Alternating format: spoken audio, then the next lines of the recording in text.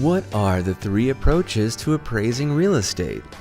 There are three approaches that an appraiser can use when appraising real estate. Here's our appraiser. Hi, and a good day to you, sir. Oh, it looks like he means business.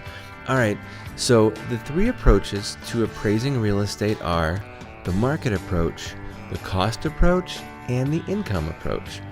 The market approach is often called the market data approach and is used to appraise residential real estate like this typical one-family home sitting on half an acre.